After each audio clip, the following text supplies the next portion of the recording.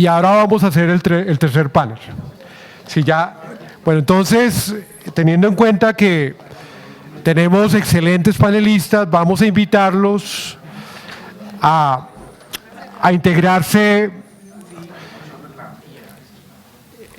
en este espacio de discusión. Entonces voy a llamar al doctor Ricardo Cubides, notario, que hace parte del equipo emprendedor de masificación de firma electrónica en el proyecto de innovación que acompaña a la universidad. Bienvenido, doctor Ricardo Cubides. Vamos a invitar al notario Andrés Arévalo, que hace también parte del equipo de masificación de firma electrónica en el proyecto de innovación del notariado. Bienvenido, doctor Andrés. Ahora vamos a invitar a los actores de transformación digital, Carlos Rosso, director de Gobierno Digital del Ministerio TIC y profesor del Observatorio, Mario Castaño, director de Sintel, que es la organización que desarrolló la guía y el manifiesto de transformación digital, también aliado del Observatorio hace muchos años. Vamos a invitar a los académicos que gentilmente respondieron a esta invitación de la universidad. La doctora Teresa Vargas, directora del Departamento de Derecho Informático de la Universidad Externado de Colombia. El doctor Daniel Peña, abogado reconocido en temáticas de Derecho Informático, investigador del Departamento de Derecho de los Negocios de la Universidad Externado de Colombia. John Caballero, un abogado joven, promesa de la investigación jurídica, investigador del Departamento de Derecho Informático de la universidad. Y finalmente, y me perdona Lucas, lo dejamos de último, Lucas Jolías, que es nuestro invitado, nuestro profesor extranjero, que nos ha acompañado a lo largo de estas dos jornadas. Bueno, son las... bueno, va a ser la 1 de la tarde. Perdón.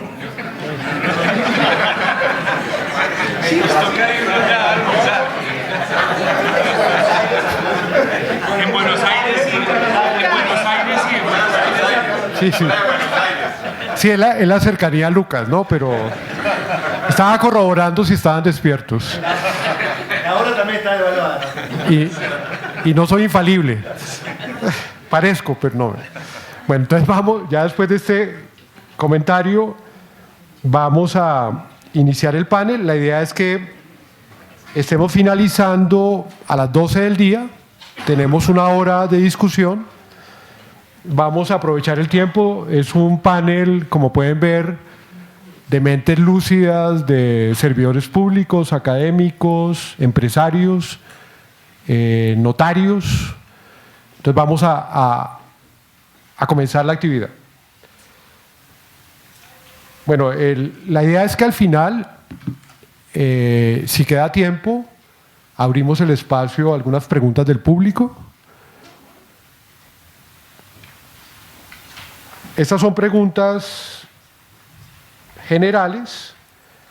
Todos recibieron la presentación, esta metodología se compartió, todos la recibieron. O sea que las preguntas se compartieron con la audiencia. Entonces, vamos a hacer un ejercicio flexible. La idea es que cada uno de los panelistas interesados en responder la pregunta, pues levanta la mano y yo le concedo la palabra. Y en la medida en que surjan nuevas preguntas a lo largo de la discusión, el moderador las puede compartir con los panelistas. Entonces, la primera pregunta es, desde su formación, desde su experiencia, desde su trayectoria, desde el rol notario, de servidor público, de investigadores, de empresarios, ¿qué tendencias asociadas con inteligencia artificial y con Legal Tech o Legal Tech consideran ustedes pueden potencializar la innovación pública? Tengan en cuenta que las audiencias que asisten al seminario están vinculadas con la actividad notarial. Entonces, desde su formación, experiencia, trayectoria, rol, cómo estas tendencias tecnológicas pueden potencializar la innovación pública. ¿Quién quiere comenzar? Doctora Teresa, primero la dama. Que ayer nos criticaron en redes sociales porque tuvimos un panel sin mujeres. Entonces, vamos a procurar que todos los paneles de ahora en adelante siempre tengan mujeres. Bueno, doctor Marco, primero que todo, pues muchísimas gracias por por permitirme participar en este panel. También tengo que decir, antes de contestar la pregunta, que me hace feliz estar aquí porque, en definitiva, veo que estamos en el renacimiento de la informática jurídica. Hace muchos años se hablaba solamente de informática jurídica, que es precisamente de esto que estamos hablando hoy, el Legal Tech. Es la aplicación de la tecnología al derecho.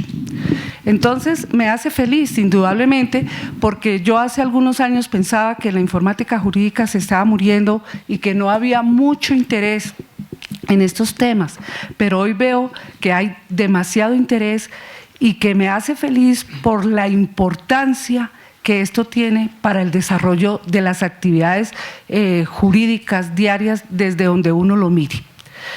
Entonces, desde ese punto de vista, pienso que todas estas tecnologías disruptivas pues son muy útiles para los abogados, son muy útiles. Lo que nos tenemos la problemática es cómo utilizar esas tecnologías disruptivas, es decir, cómo sacarle provecho a ese blockchain y de pronto y a los que vengan, porque en esto en tecnología hoy estamos, mañana no estamos. Entonces, ¿cómo nosotros podemos sacarle provecho? ¿Para qué? Para desarrollar nuestro quehacer jurídico. ¿Cómo la inteligencia artificial se puede utilizar en esto mismo, en nuestras actividades jurídicas? Entonces, partiendo de ahí, a mí me parece que hay dos como aristas importantes. La primera es la parte documental, porque fíjense que nosotros no acostumbramos a darle importancia a esa parte documental y es súper importante cómo tener nosotros la información, además de forma inteligente y además con Big Data, en tiempo real, las 5 Bs, ¿sí? Del Big Data, la velocidad. Entonces, eso es muy importante, pero nosotros no sabemos cómo manejar eso. Claro, entonces hablamos de los bancos de datos. Los bancos de datos son importantísimos, pero el banco de datos no solamente es poner la información allí, sino que se tienen que hacer bien hechos. Y hoy en día, hablando dentro de tecnologías disruptivas, se tienen que hacer en eso, con inteligencia artificial y con Big Data. Porque hoy en día ahí vamos con la tecnología y la verdad es que vamos para allá. Sobre todo, pienso yo que en la época como de transición, como de los de nosotros y como los de un poquito atrás, porque los que son nativos pues vienen con eso y con mucho más. Ellos nacen sabidos, pero nosotros estamos como en el medio, en donde tenemos que pues ponernos como al loro de lo que es esto. Entonces, es muy importante el tema del manejo de la información para que el abogado que esté desarrollando cualquier actividad o necesite cualquier actividad, un concepto, una contestación de demanda, etcétera, etcétera, pueda tener la información actualizada y presentada en forma inteligente, en forma real, hoy en día en las audiencias, que puedan con su ESMAR consultar y pueda pues, hacer la defensa que corresponda. Esa es una parte muy importante. La otra parte también muy importante es la parte de gestión y control. Y es cuando hablamos de todo esto que se está dando sobre todo yo pienso en los Estados Unidos y en Inglaterra, en estos países donde nuestro sistema de derecho es distinto, pero que no quiere decir que no se pueda aplicar también dentro de nuestro sistema. Entonces, esa parte de gestión y control es también importantísimo porque es la organización de todos los procesos que tengan que ver con la actividad jurídica. Esas dos partes y pues y ya ahí llegaríamos a la informática metadocumentaria, que es lo que hablamos con inteligencia artificial, con Big Data. Todo esto a mí me parece que es posible implementarlo en cualquier entidad pública, en cualquier oficina de abogados, en cualquier parte. Es muy posible que se pueda implementar, pero me parece que nosotros tenemos un problema que nos hace que seamos un poquito más lentos, que de por sí ya los abogados somos los más atrasados de todas las disciplinas.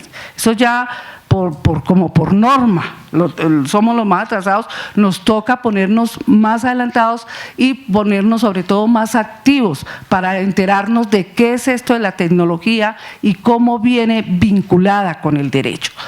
Entonces, ahí yo pienso que lo primero que podemos hacer para aplicar estas tecnologías disruptivas, lo primero que tenemos que hacer es cambiar el chip cultural, cambiar nuestro concepto cultural de cómo deben ser las cosas.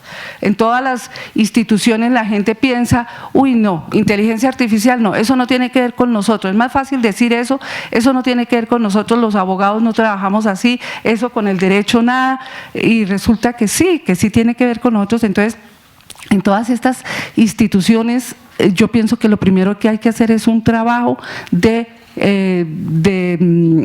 capacitación, de cambio de las personas, decirles, mire, no es que la inteligencia artificial vaya a acabar con la profesión del abogado, no es que no vaya a haber abogados, no, seguimos existiendo, sigue habiendo abogados, solamente que nosotros tenemos que pensar que la tecnología es una ayuda maravillosa.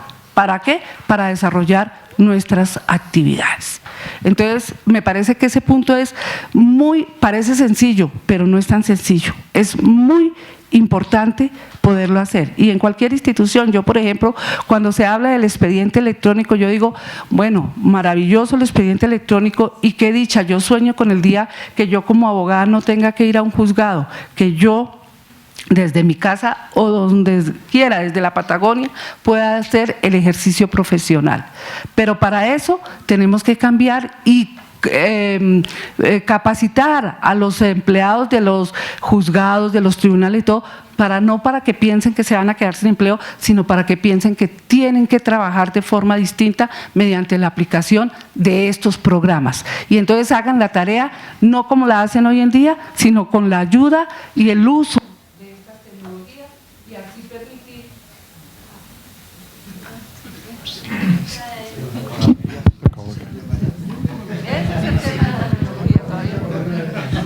Eso es censura, doctora. Eso es depende de las baterías. Y así permitir que nosotros podamos tener además una vida digna, poder trabajar tranquilos sin tener que, por ejemplo, en Bogotá someternos a la movilidad, sino que yo pueda, pienso más y pienso mejor, ¿no? Y la tecnología me ayuda.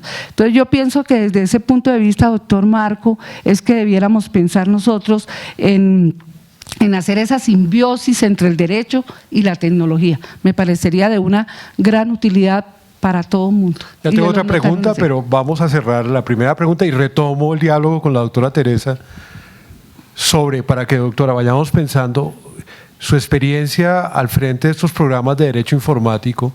Seguramente nos va a contar más adelante cómo está logrando esa conexión entre derecho y tecnología en el plano educativo.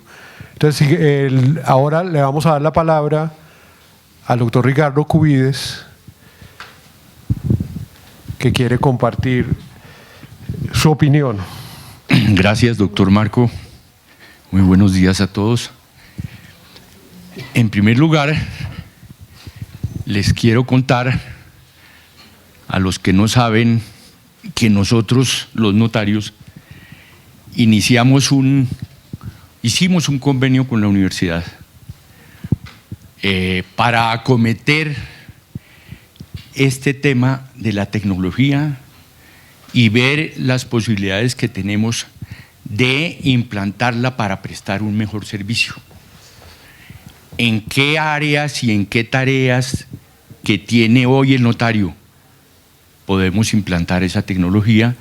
Y por qué no pensar en unas nuevas tecnologías que hoy, unas nuevas funciones que hoy no tenemos, pero que podríamos tener.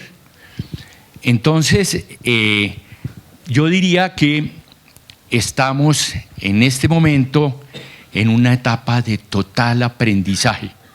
Nosotros, decía yo metafóricamente, que estamos como unas esponjas, los notarios, aprendiendo de cada término y cuál es la explicación de cada una de esas tecnologías que para nosotros eran extrañas, eran de idiomas intraducibles. Entonces tenemos que partir de allí. Los notarios estamos en ese plan. Pero ya hemos avanzado en las etapas, tenemos 4 grupos de emprendimiento que estamos viendo los temas que expuso aquí el doctor Marco en la exposición de hace una media hora, los temas que estamos acometiendo. Encontramos que desde luego hay algo que es: la tecnología es una herramienta. A mí me causaba un poco de rubor oír que si LegalTech va a reemplazar al abogado. Al abogado apareció allí en la exposición de usted, doctor Marco. Y de golpe, ¿por qué no del juez? Y más allá, ¿por qué no del notario? Y entonces me puse a pensar que hoy, con el manejo de los datos, podemos, en un caso concreto, en un caso judicial concreto, podemos decir, nos dice la tecnología, nos dice: ha habido tantos casos similares a este y se ha tomado las determinaciones en este sentido. Entonces, para allá va la resolución de ese caso va por ese camino. Yo pienso, necesariamente no podríamos desaparecer al juez, porque si bien es cierto que hay casos similares, nunca hay un caso igual al otro. Y entonces, según las circunstancias de modo, tiempo y lugar, pueden variar los hechos y por consiguiente las soluciones también.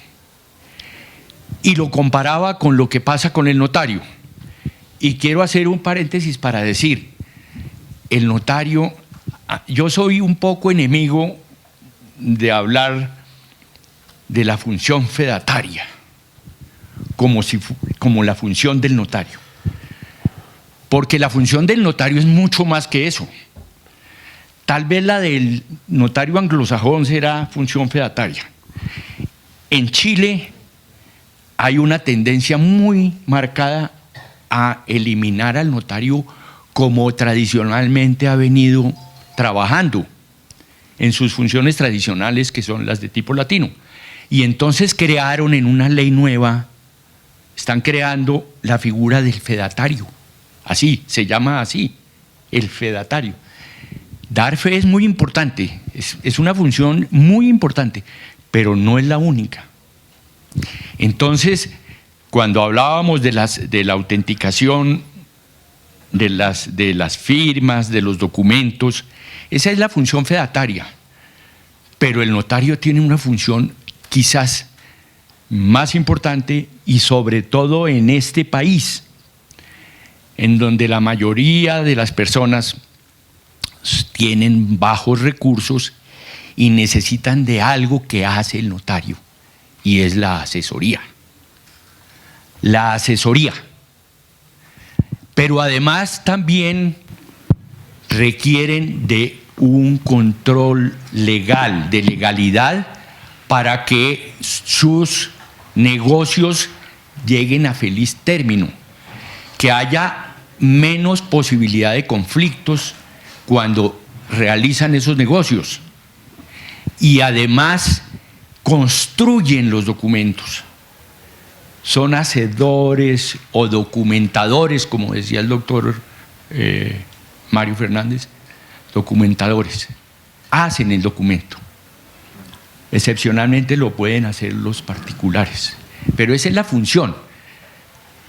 Esas son funciones fundamentales que no pueden ser reemplazadas. Entonces quería hacer ese paréntesis para continuar diciendo que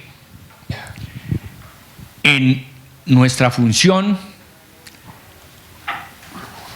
en mi concepto, caben todas esas tecnologías.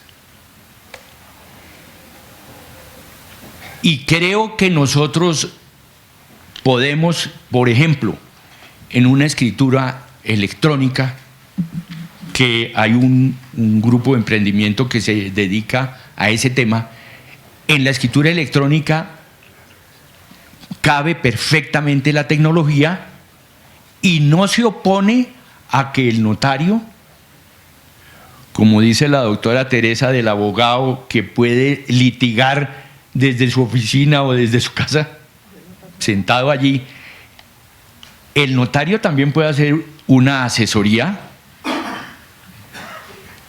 con el virtual, puede tener inmediación también virtual, puede asesorar, controlar la legalidad, es decir, cumplir todas las funciones que son inherentes a él en nuestro notariado de tipo latino.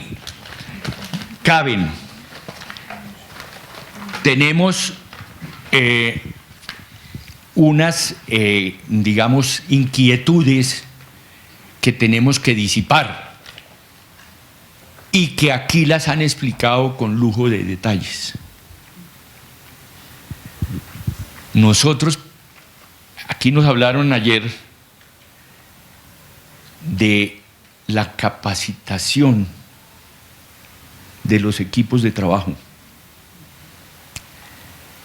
Nos hablaron de la masificación de los servicios. Hay unos datos increíblemente negativos en cuanto a cuánta gente utiliza la firma electrónica en Colombia. Muy pocas personas. No se ha masificado.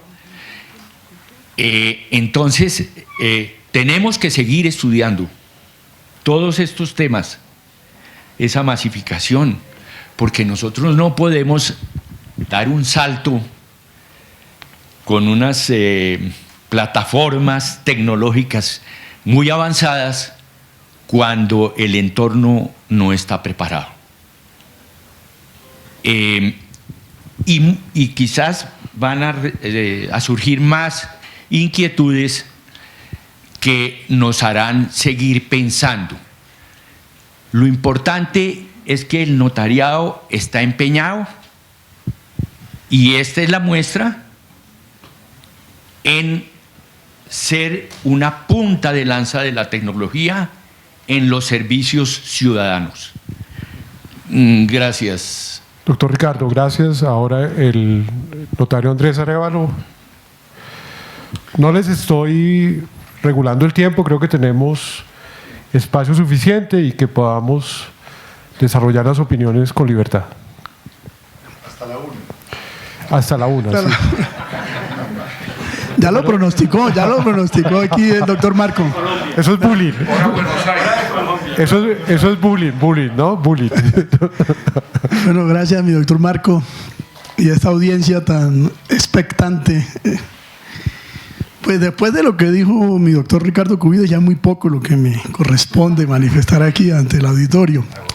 Me agotó el tema. Pero lo cierto es que, emulando a Lucas, yo cuando empecé en el año 2000 a analizar todos los temas tecnológicos, me hacía una pregunta en esa época, y era: ¿qué nos enseñaba a nosotros la ontología y la filosofía? El ser. ¿De dónde venimos? ¿Para dónde vamos? Y después de escuchar yo, porque me gustaba mucho toda la información tecnológica, terminaba concluyendo que era muy fácil ya hoy día, con los avances tecnológicos, respondernos esas preguntas de la ontología y la filosofía solo con secuenciar nuestro ADN. Todos los seres humanos somos un algoritmo bioquímico, y por eso es que hoy día ya entonces se puede saber si alguien es el padre de alguien, ¿verdad? O la madre. De manera que ya no podemos echarnos atrás. Ya el humanismo ha sido reemplazado por el dataísmo. Ya quien no maneje un sistema de procesamiento de datos a nivel empresarial está condenado a no existir. Nosotros veíamos como Blockbuster, como las casas esas que vendían discos eran de las personas más privilegiadas económicamente hablando, y como hoy día ya Spotify, ya una cantidad de plataformas los han reemplazado. De manera que el notario no ha sido ajeno a los diferentes cambios tecnológicos en su historia, y es lo que yo quiero dejar aquí muy presente, porque a veces me da mucha tristeza cuando dicen, Marco decía, no, antes era manual y ahora nos vamos a volver tecnológicos.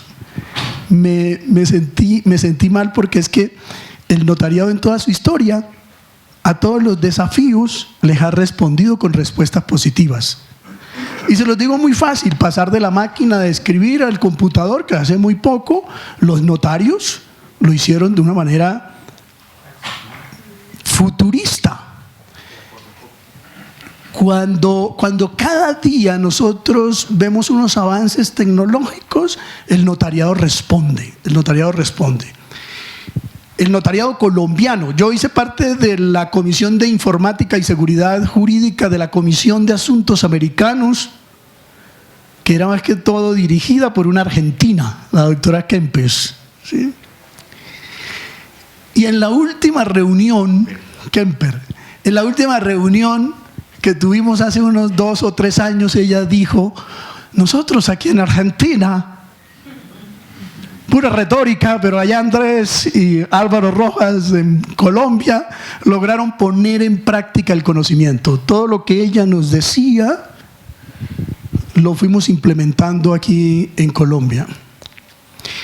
En el año 2010, los notarios usábamos, porque yo alcancé a ingresar en ese momento, unos sellos para autenticar. Ustedes no se los imaginan. Hoy día todavía los usan en otros países. Creo que en Argentina, en Perú. Pero como una fortuna personal, yo había laborado en la Registraduría Nacional del Estado Civil y conocía que el código de barras de la cédula de ciudadanía se podía leer, y que si lo interconectábamos con la información que utilizábamos para presentación personal, para autenticación de firma, para autenticación de reconocimiento y texto, y hacíamos eso, podríamos llamarlo una inteligencia artificial. Si hacíamos la conexión de esa base de datos que podíamos extraer de la cédula, podíamos realizar autenticaciones automatizadas. Y así fue que empezamos hace que unos 7 años, 9 años, porque fue cuando recién ingresado, empezamos a realizar esa autenticación con base en la lectura del código de barras. Después observábamos que si a alguien le quitaban la cédula, óiganme bien, con ese mismo código de barras podían montarle a esa cédula la fotografía y la huella de otra persona y podrían suplantar a esa persona.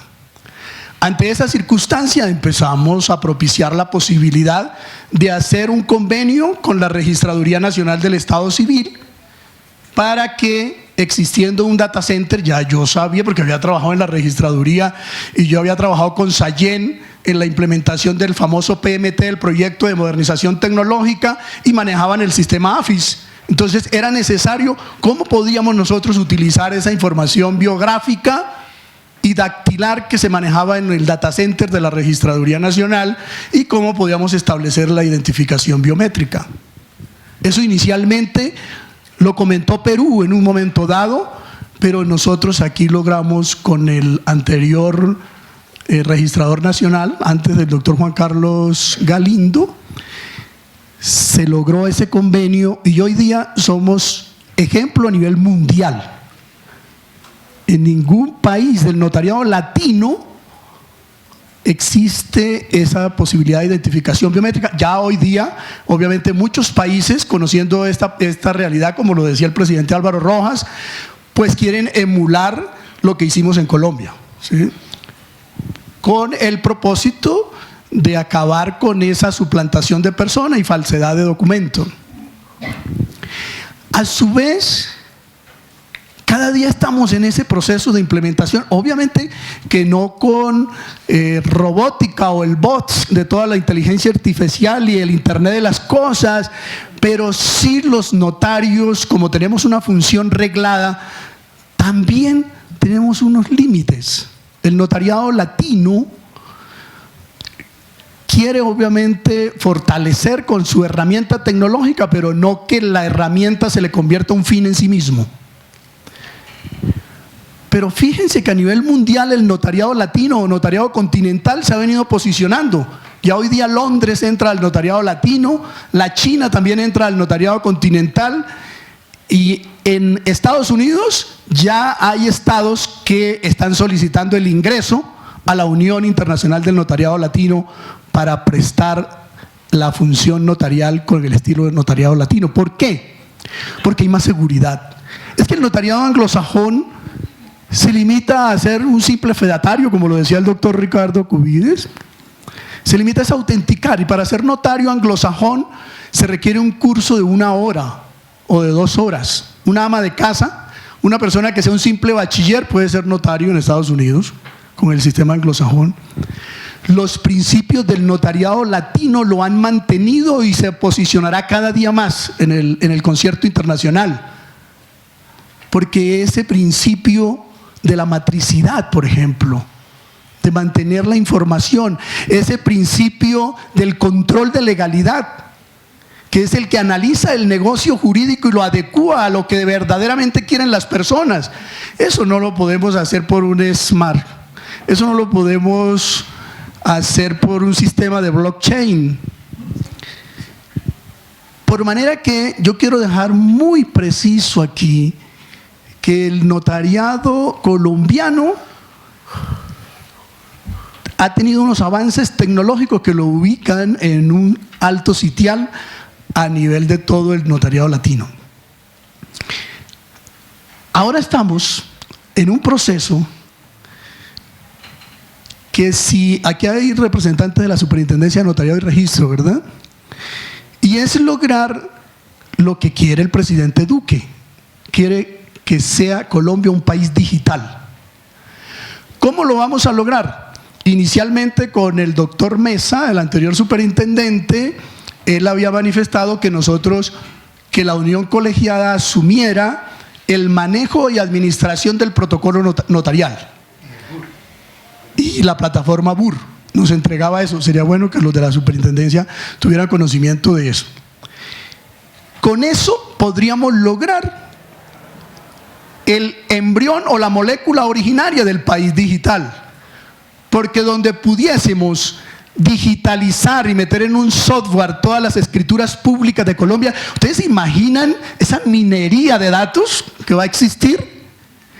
Bueno, que lo tuviéramos en PDF y después lo pasáramos a Sexius, que pudiéramos extraer los datos de todas esas escrituras de Colombia y a su vez pudiéramos quitarle esa responsabilidad o esa carga a la Superintendencia de Notariado. ¿Por qué? Porque la ley del Archivo General de la Nación establece que el protocolo notarial mayor de 30 años debe ser administrado por la Superintendencia de Notariado y Registro. Pero el Archivo General de la Nación no nos recibe ningún documento más. Y ya en muchas notarías ya el espacio es mayor, el espacio del archivo físico, que la atención que hacemos nosotros a los usuarios. De manera que la invitación es a que logremos que la Unión Colegiada del Notariado Colombiano lidere ese gran proyecto que es volver digital todas estas escrituras. Yo lo digo porque en mi caso, en mi notaría, en la Notaría Quinta de Bogotá, están digitalizadas todas mis escrituras públicas desde 1968 a la fecha.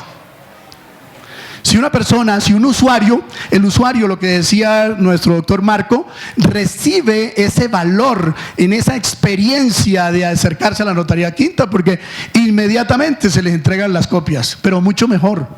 Ya hoy día tengo todo este sistema de gestión electrónica de documentos en la página web. Cualquier persona busca una escritura pública de la Notaría Quinta, entra a través de la página web de la notaría y ahí, de una manera bastante amigable y muy sencilla, le piden información y a través de la pasarela de pagos PayU realiza el pago y le muestra inicialmente la primera hoja de esa escritura pública y después le llega a su correo electrónico la escritura pública en PDF adherida a mi firma digital, a una firma digital sistematizada que hay dentro de esa plataforma que hemos montado. Eso es lo que yo he querido que también se le coloque a todas las notarías de Colombia. Y ese es el proyecto en el que estamos inmersos y que queremos que con las nuevas autoridades de la Superintendencia de Notariado y Registro se logre que lo lidere la Unión Colegiada para que digitalice todas las escrituras públicas de todas las notarías y se guarde todos esos protocolos físicos en un sitio diferente a la notaría. Porque hoy día que tenemos protocolo digital, ¿por qué nos tienen que obligar a tener el documento físico? La Ley de Comercio Electrónico de Colombia, que es muy similar a la que están utilizando en todos los países, ha establecido el principio de la equivalencia funcional, no solamente en la firma, sino también en el soporte del documento. Nosotros, una charla que siempre nos dictaba el doctor Eduardo Vergara sobre cómo era el proceso del papiro, después el papel. Ya el soporte papel ya puede ser equivalente funcional el soporte digital. Ese soporte vegetal es reemplazado por un soporte mineral, que es el documento digital. De manera que a estas alturas aspiramos que en unos 5 años ya lo que esté digital, si tiene la misma eficacia probatoria, porque podemos acreditar la autenticidad, la integridad, la disponibilidad, ya con eso, nosotros teniendo toda esta información en plataformas, no estamos obligados a mantener el documento físico. De manera que, si queremos, vamos a seguir aplicando la inteligencia artificial, ¿sí? Pero en una charla que mantuve con Lucas, me decía: Andrés, como lo tienen, ya es bien, ¿para qué van a usar tecnologías que de pronto les van a generar dificultades?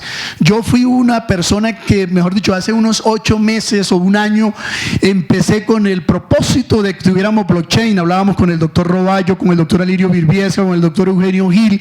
Hombre, que toda la información que ellos tuvieran en esos servidores las convirtiéramos en nodos que nos permitieran establecer un blockchain para que nos diera mayor seguridad, porque cada vez que uno administra una base de datos tiene que estar en el firewall, estar pendiente de que esté en el iCloud, que esté en el servidor de la notaría y un servidor en la casa, y cada día haciendo uno backups, porque a uno le da miedo que un hacker con ganas de mostrar sus capacidades le elimine toda la información. Pero lo cierto es que el notariado no ha sido ajeno a los avances tecnológicos. El notariado colombiano en particular ya hoy día es un líder en el notariado latino a nivel internacional. Tanto es que hoy día nuestro presidente Álvaro Rojas Charri es candidato a ser presidente de la Unión Internacional del Notariado Latino.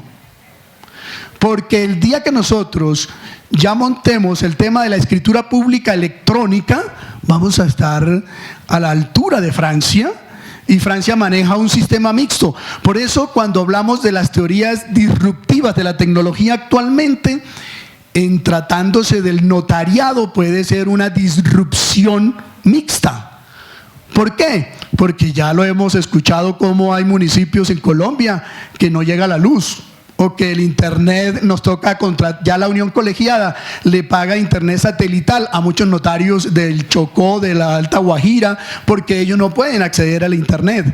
De manera que lo que podemos decirle a este auditorio tan selecto es que el notariado colombiano está siempre dispuesto a participar dentro de un proceso de transformación digital que obviamente le permita prestar una mejor función, pero jamás salirnos del los principios del notariado latino. Porque el notariado anglosajón, perdónenme que la palabra que le voy a decir está mandado a recoger porque no existe seguridad jurídica en el tema del notariado anglosajón. Por ahora, mil gracias, doctor Marco. Con mucho gusto. No, creo que las dos intervenciones de los notarios han complementado los conceptos, los conocimientos que hemos visto a lo largo de los 2 días. Les agradezco mucho, doctor Ricardo Cubides, doctor Andrés, por esta ilustración que creo que es muy útil para la audiencia. Bueno, estábamos hablando, siguiendo en el orden de las preguntas del panel. Creo que es importante no tener en cuenta las opiniones de los demás panelistas. Carlos Rosso, por ejemplo, nos puede contar, doctor Carlos, que es profesor nuestro, es experto en emprendimiento digital, ha sido uno de los artífices de todo el programa de innovación y emprendimiento digital del Ministerio TIC, el programa AF.co. Carlos, ¿cuál es su visión de cómo estas tecnologías van a ayudar a la innovación pública en los próximos años? Siguiendo la misma línea, ¿no? O sea, usted es un hombre más que de administración pública, de innovación, de emprendimiento, y creo que esa visión complementaria nos puede ayudar a identificar hacia dónde vamos, cómo estas tecnologías van a potencializar la innovación pública en los próximos años. Gracias, Marco. Yo creo que, y primero buenos días a todos, buenas tardes en Argentina. Sí,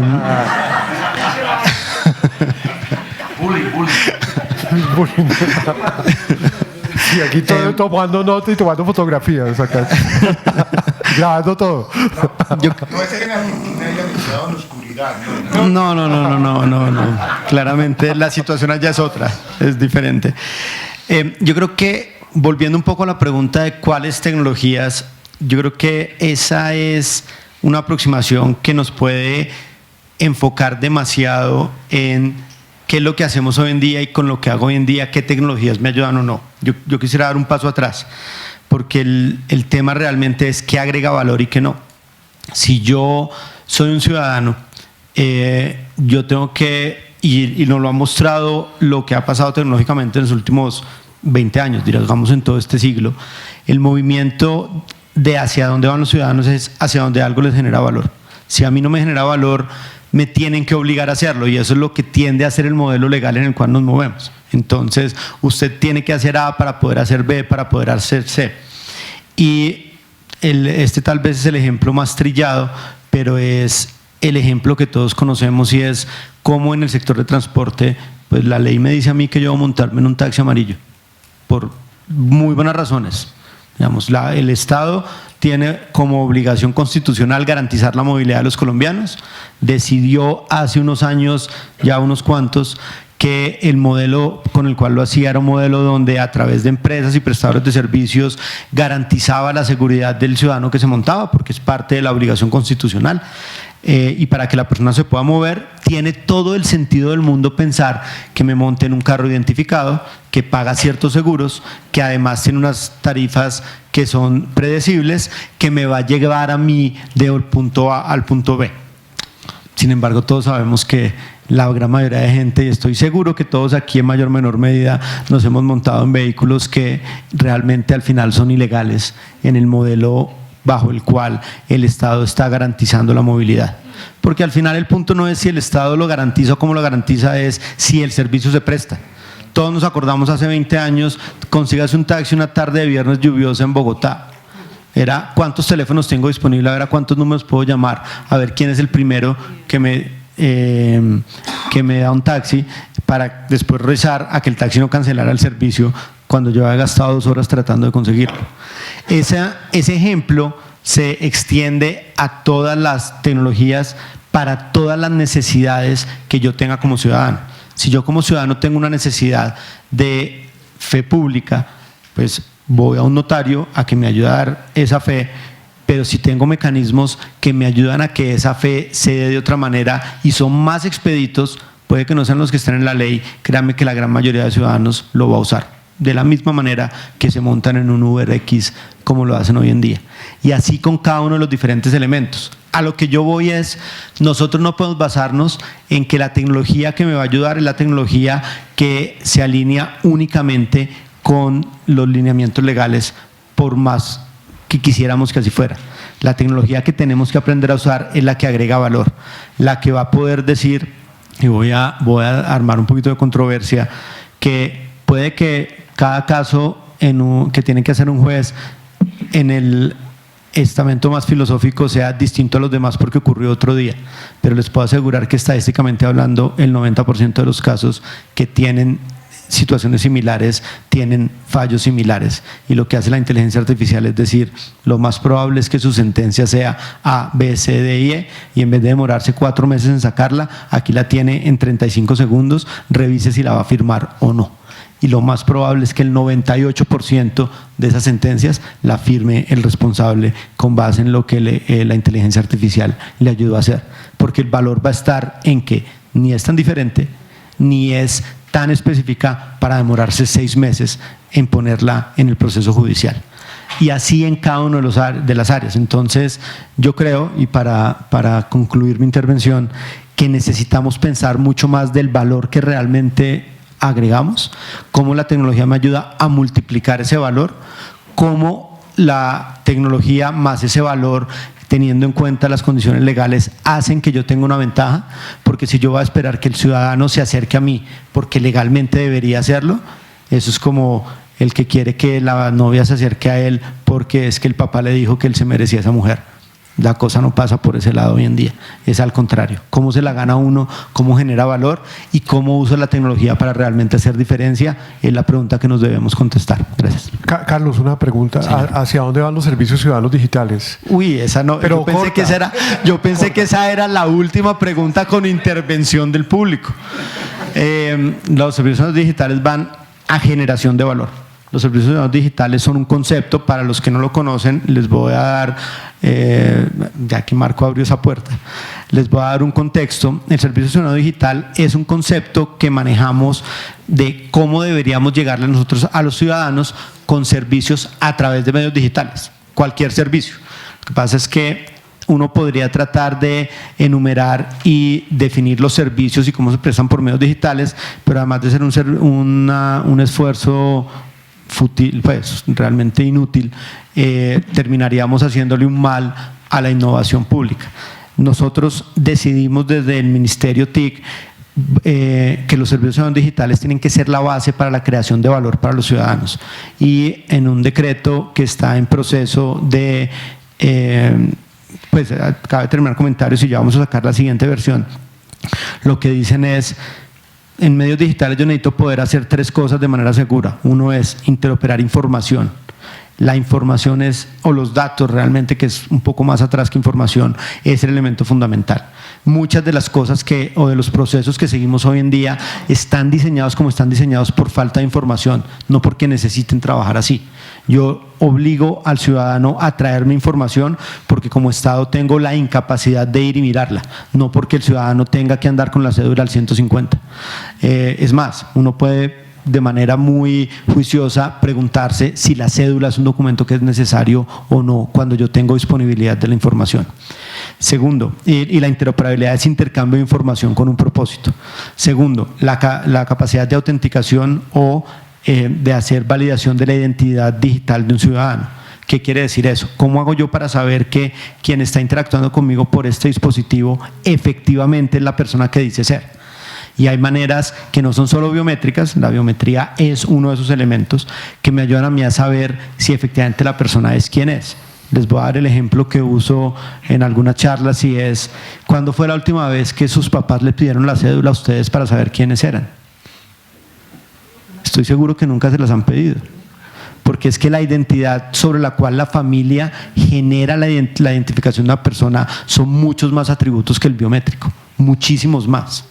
Cuando uno está hablando con alguien por teléfono, puede que no le reconozca la voz, pero con 3 preguntas a alguien muy cercano uno puede saber si está hablando con la persona que es o no. Esas son características de identidad que yo como ciudadano le doy a otra persona y con la cual la identifico. No en vano, cuando hay, y ojalá eso no pasara mucho, cuando hay casos de secuestro y se quiere saber si la persona que está en el otro lado del teléfono es la persona que estaba secuestrada, traen miembros de la familia para que levanten información que otra persona no podría saber. Esos son elementos de identidad que solo se pueden identificar a través del conocimiento de la persona, y resulta que nosotros tenemos mucha información que nos permite conocer a una persona mejor de lo que nosotros mismos nos conocemos. Si ustedes, la firma es uno de esos elementos, y que un grafólogo puede argumentar si efectivamente se siguieron los trazos en el orden que eran o no. Yo puedo decirles a ustedes, con base en lo que teclados como el de Google o el de Samsung o SwiftKey o muchos otros hacen, saber si usted es la persona que está escribiendo en el celular o no. Y eso es supremamente difícil, sino casi imposible de duplicar. Yo puedo escribir el mismo lenguaje, las mismas palabras que podría escribir usted en un mensaje, pero puedo escribirlo de tal manera que el celular diga no es la misma persona. Y ese tipo de validaciones nos ayudan a asegurar que quien está en el otro lado del celular es la persona con la que estoy interactuando. La suma de todos esos atributos nos permiten crear lo que llamamos el Servicio Ciudadano Digital de autenticación digital, que debe ayudar a las entidades a validar que efectivamente la persona está al otro lado. El tercer servicio ciudadano digital es lo que llamamos la carpeta ciudadana, que es un servicio que le permite al ciudadano saber qué información se tiene de él, quién la tiene y cómo la está usando, porque nuestra ley dice, que no lo cumplamos hoy en día es otra cosa, que cada ciudadano es el dueño de sus datos, que tiene derecho a saber quién lo está usando, que las entidades tienen que reportarle qué tiene y quién lo está usando de qué manera, y la carpeta ciudadana lo que hace es darle a esa persona, la carpeta ciudadana digital, lo que hace es darle a esa persona control sobre sus datos. Todo esto va a poder empoderar al ciudadano en la información que se tiene de él para que se presten mejores productos o servicios, y los servicios ciudadanos digitales especiales, como los define el decreto, son todos aquellos servicios aparte de estos 3 que yo le puedo prestar a un ciudadano por medios digitales. Entonces, ¿hacia dónde vamos nosotros? Para responder la pregunta de Marco hace un momento, vamos hacia generar más prestación de servicio de valor agregado, porque a través de una estrategia que se llama Go.co en el Ministerio, todos los servicios y trámites básicos son y van a seguir siendo gratuitos, aparte del costo mismo del trámite, pero van a seguir siendo gratuitos para todos los ciudadanos, de tal manera que si yo quiero ser un prestador de servicios ciudadanos digitales, tengo que agregar algún tipo de valor. Pues si yo tengo una manera gratuita y otra paga, si nosotros hacemos bien nuestro trabajo de que se conozca la gratuita, no tiene sentido pagar por algo que es gratis. Entonces, ¿hacia dónde van los servicios digitales? A que le creemos, a través de innovación y de mejores propuestas de valor, mayor calidad de vida a los ciudadanos y a las empresas, para que efectivamente aprovechemos lo digital en que las empresas puedan dedicarse a sus tareas, los ciudadanos a las suyas, y tengamos un mejor país. Gracias, Carlos. Este tema va para un espacio académico completo, entonces no… Mario Castaño pues, es un actor de transformación digital muy conocido, no solo en Colombia, a través de Sintel y Andicom, pues gira en gran medida el diálogo sobre tendencias y tecnologías en Colombia. Mario, Ancla, ustedes están haciendo una apuesta muy interesante de innovación en tecnologías de cuarta revolución industrial. ¿Qué balance hace desde su visión empresarial, de investigación académica, sobre la aplicación de esas tecnologías para la innovación pública? Sí, muchas gracias, Marco, por la invitación, a ustedes por estar acompañándonos. Yo quisiera, antes de contestar sobre el tema de nuestro hub de innovación, resaltar 2 o 3 aspectos que Carlos mencionó que me parecen importantísimos, sobre todo nosotros que tenemos hijos preadolescentes o adolescentes. Y también confesar que por primera vez, por ejemplo, no le pagué a un contador por mi declaración de renta, se lo pagué a Tributi, que es de Bancolombia. Porque resulta que ellos se dieron cuenta en Bancolombia, en el grupo de innovación, que esa era una necesidad importante. Entonces, por primera vez en mi historia, me ahorré, pasé de 500.000 pesos por declaración a 79.000. Porque, ¿qué es lo que está pasando? Digamos, en esas funciones, cuando la doctora hablaba de un concepto, del concepto jurídico, el concepto, me quedé pensando que es un concepto. Es un concepto, es una sumatoria de qué tan subjetivos son los conceptos en esta área digamos, de conocimiento, la parte legal. Yo no soy experto, pero lo que sí veo y rápidamente voy a resumir es lo siguiente. En la tecnología, típicamente uno sirve una curva S de adopción y en el fondo significa que el hecho de que no haya pasado antes no significa que no va a pasar después, porque los temas son exponenciales. Entonces, por ejemplo, el tema de IoT lo venimos trabajando con otro nombre hace 30, 40 años. La inteligencia artificial, yo cuando estaba en la universidad en los 80, hacíamos redes neuronales en los Andes. No eran muy populares y se hacían cosas pequeñas, pero ahora, pues, todo lo que se hacía antes con gran tema tecnológico, ahora es muy sencillo. Blockchain, o sea, todo el tema de chequeo de redundancia, seguridad, ya teníamos soluciones hace un tiempo, pero lo que ha habido unos cambios fundamentales que nos han permitido que sea más barato, más fácil, más masivo. Estamos terminando la encuesta nuestra que hacemos de uso y de adopción de tecnología en Colombia y los resultados son bastante dicientes. El porcentaje de usuarios de Internet que hacen, digamos, temas más sofisticados es impresionante cómo ha subido. Si lo comparamos con la encuesta de transformación digital empresarial, vemos que el empresario va muy lento y los ciudadanos van mucho más rápido de lo que estamos pensando. Muchos miembros de mis hijos no les gusta casi hablar con personas, eso me tiene preocupado, pero es la realidad.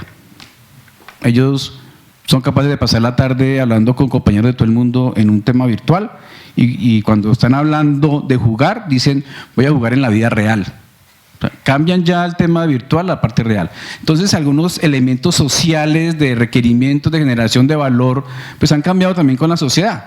Y yo no sé si uno de los elementos es el tema de la interrelación, digamos, con ciertas, digamos, instituciones que tradicionalmente hemos manejado como sociedad, pero es una discusión que ustedes, los profesores expertos, seguramente nos podrán aclarar ahora. Pero tengan en cuenta que la tecnología en general tiene una función y ya a raíz de esta masificación que estamos teniendo cada vez mayor, aunque en Colombia todavía nos falta, eso es cierto. La tecnología, un elemento fundamental que siempre digo es que elimina intermediarios ineficientes. Si yo tengo un negocio o una actividad basada en la intermediación ineficiente, por ahí me van a pasar. Porque también la otra opción es que también genera nuevos intermediarios, que es el caso de Uber y las plataformas en general. Yo no necesito tener un modelo de transporte X y hay un modelo más sencillo por otro lado. Entonces, esa es la reflexión para, digamos, la base ya más de fondo de lo que es la sociedad, las interrelaciones de las instituciones como lo estamos trabajando, porque a veces nosotros no estamos tan claros de la sociedad que vamos a tener hacia adelante, de los comportamientos que son importantísimos. Colombia en general estamos llevando un momento en el cual bien interesante. Yo a mis hijos, ellos ya tienen cosas muy, digamos, desde el punto de vista de derechos, ellos saben que todo el mundo es igual, por ejemplo. Que antes no, antes había gente, géneros diferentes, todo el tema. Ya no, ya ellos son totalmente internacionales, no hablan de regiones, hablan del mundo, se comportan de otra manera, digamos, no se requiere dinero, ¿no? El efectivo, porque existe el efectivo, ¿para qué? Ellos pueden pasar yo puedo pasar inclusive como persona aquí en Colombia semanas sin utilizar efectivo si quisiera. No me necesito para movilizarme, no necesito para comprar nada, no necesito para prácticamente nada. Ni siquiera para ir a la tienda, y cuando tengamos Apple Pay, eso va a ser también con la tienda de una vez. Entonces hay elementos fundamentales que son de la reflexión académica, que tiene que ver con derechos, tiene que ver con el uso de la información, que de alguna manera Marco lo estaba mencionando. Entonces hay muchos retos de sociedad, y el rol de Sintel, ya para llegar a Ancla, es facilitar que podamos, digamos, tener experiencias prácticas sobre esos retos. Entonces creamos un modelo a través de un hub de innovación con otras 15, 16 empresas. Nosotros somos un centro de innovación y desarrollo tecnológico autónomo, de los que existen en Colombia en alguna serie de conocimiento, y lo que hicimos fue constituir un escenario en el cual las empresas y el gobierno puede tener acceso a esas tecnologías para hacer pruebas de concepto. Una prueba de concepto es como entender en mi escenario esa tecnología para qué me va a servir o cómo me puede apoyar en mis decisiones y demás. Entonces, es un modelo de innovación abierta, colaborativa, sin marcas, no con el objetivo de vender X, Y o Z proveedor, pero sí para cumplir una función sectorial de Sintel, y es dar un escenario tecnológico donde de una manera transparente las empresas puedan probar estas dudas tecnológicas que todas las tenemos. Digamos, tampoco hay claridad meridional de que para dónde va X, Y o Z tecnología, solo sabemos que vamos avanzando y que la sociedad también va cambiando sus paradigmas, su relación institucional, y por lo tanto se requieren ese tipo de escenarios donde de manera transparente, repito, te puedan probar qué significa un reconocimiento facial y si funciona. Hablábamos la vez pasada con los notarios el tema, por ejemplo, del reconocimiento. Es muy importante la parte de autenticación, y ustedes ayer estaban leyendo de pronto que ya hay una tecnología muy sencilla que mira en el iris y detecta si usted está diciendo mentiras o no. Pues ya cuando le pregunten, ¿usted es Carlos? Sí. No, usted no es Carlos porque me está diciendo su reacción que no es así. Entonces ni siquiera tenemos ya aquí la huella dactilar.